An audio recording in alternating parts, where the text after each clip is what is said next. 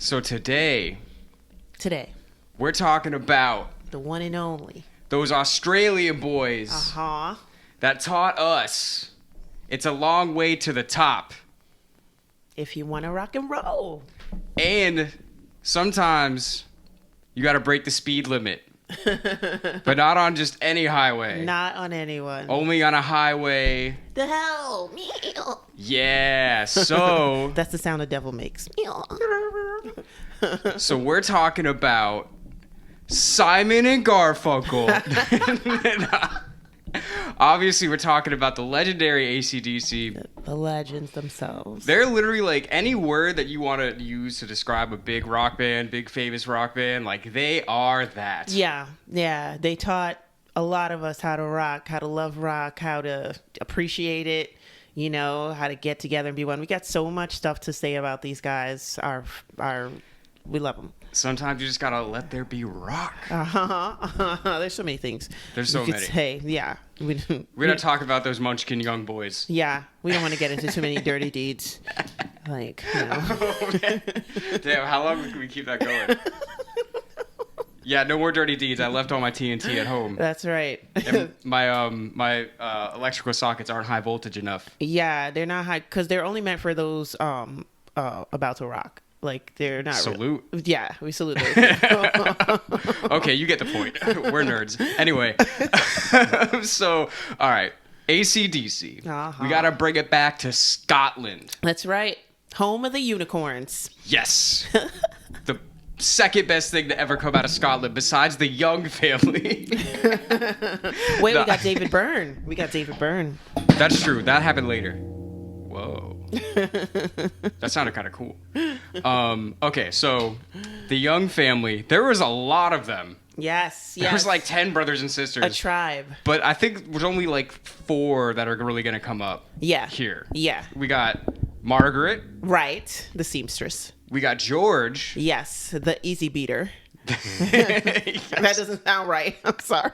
No, I like it. We got Malcolm. Oh, man. The ox. I'm going to call Malcolm the ox. I think I want to. Okay. Yeah. The bass. Well, he's the bass, but he's the ox. He's the bass, but he doesn't play bass. Very important distinction. Mm-hmm. And then we got Angus. Yeah. So, the way that I understood it, they were all in Scotland. Mm-hmm. They were born in Scotland. They were growing up in Scotland. Weaving kilts And playing bagpipes. That's what you do. And that's all you do there. And one winter, it was like the worst winter ever for Scotland. There was like 8 feet of snow on the ground or something. Insane. And there was some like UK like program where they were like pay you to resettle to Australia. Uh-huh. And the, I guess, patriarch of the Young family was like, you know what? That sounds pretty nice. Yeah. I'm sick of this snow shit.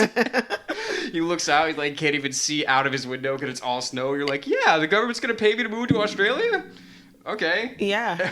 I'll do that. He'll do it. I mean, my goodness, 8 feet.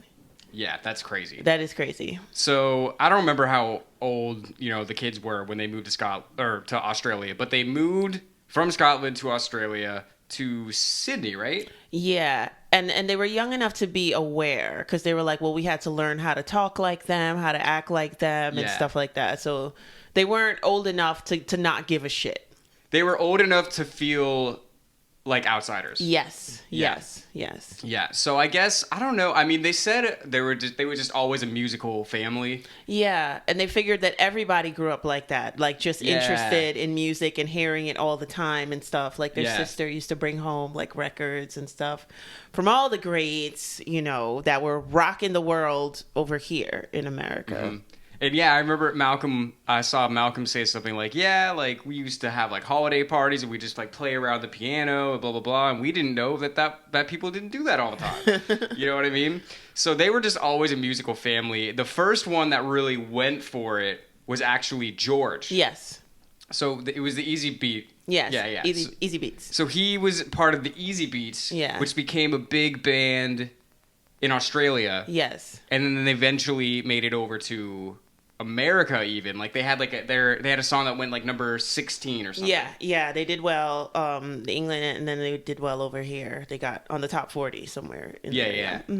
So you got older brother George, who's he's music from the beginning. He's going for it, and is basically an inspiration for his two younger brothers, Malcolm and Angus. And they're like, oh well, if he could do it, like. Yeah, and that's where it always pays to kind of be the younger sibling. You know what I'm saying? You see the sorry older one. I agree with that. You know, you just see everybody ahead and you're just like, well, probably even from a baby, you're like, well, if they can walk, I can walk. Yeah. I can walk faster. If they can drink beer, why can't I drink beer? But no. Okay, so they're in Australia and Angus dropped out of school at like 15, something like that. He was just like, yeah, I'm not, this is not for me. This school life is not for me. Yeah. That's also a time when that's not frowned upon. You know what I mean? It's like, oh, I didn't go to school because I got a job. Like, I've heard that from people that are only like 50 now. Like, that just kind of ended. Yeah, and especially like, I mean, they grew up poor in Scotland. Yeah. So it wasn't like crazy. I don't think their dad probably did a similar thing. I mean, I don't know that for sure because I didn't look that far into it, but I don't think their dad like went to college and shit. Yeah, you would think if you can work with your hands or if you have like some type of smarts and stuff like that, then just go. Like, you know. Exactly. So what they wanted to do, they wanted to start a good old rock and roll band. And it was funny because Malcolm was like, we just wanted to start like a just down and dirty fucking rock and roll band. Like that's what they wanted to do. And they did it. There's a lot of hiccups on the way, but they did it. I'm accenting. So Malcolm and Angus, it was funny. So actually George came home from tour. Yeah. And this was after Malcolm and Angus decided that they wanted to do it. And he was just kind of like, oh shit, my younger brothers are kind of tearing it up. Yeah, they were playing like, I mean, like look at Angus's fingers. Like, you know what I mean? They were like rocking their guitars. And he's like, wow, like, they're pretty good, but they could play.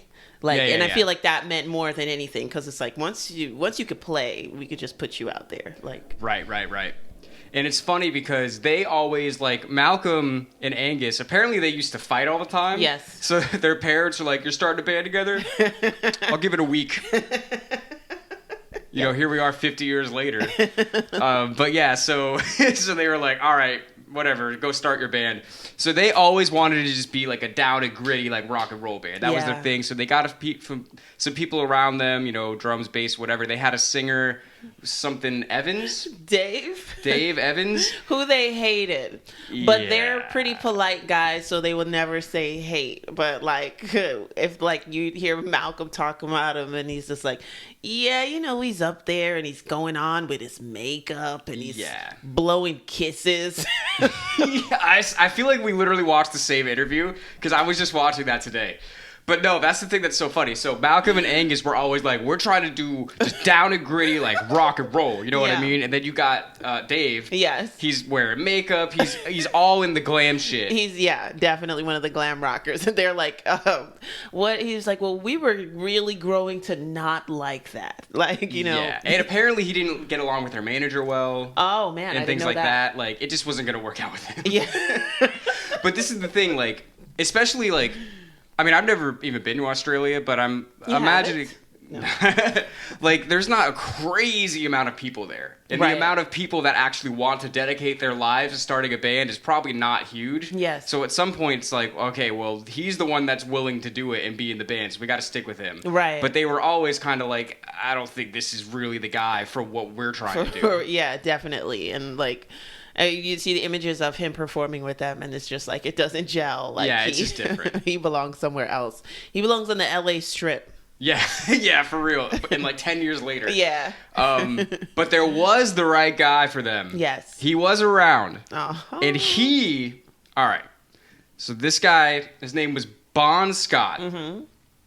I just found out his real name was Ronald. Yes. And I think it's really funny that I'm just going to call him Bonald Scott. Shout out to Bonald. We love that guy. So he was had a very similar story to the brothers. Yeah. Because he was also born in Scotland. Right. And moved to Australia when he was a kid. Yes. And he was really about that rock and roll lifestyle. Oh, man. Yeah. He's the the poster boy for it.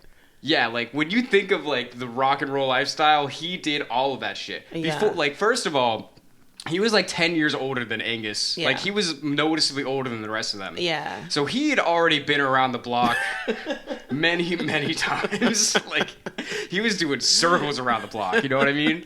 Like, he had been in jail. Like, he fucking, like, assaulted a cop. Like, he got in motorcycle accidents. Like, and he had all these tattoos. And, like, back in the day, like, everyone's got tattoos now. Yes. It's not really a big deal. Yeah. But in the 70s, it's like, if you had tattoos, like, you either were in the military or you were, like, a fucking criminal. Yeah, you're a very scary person. And Bond wasn't in the military.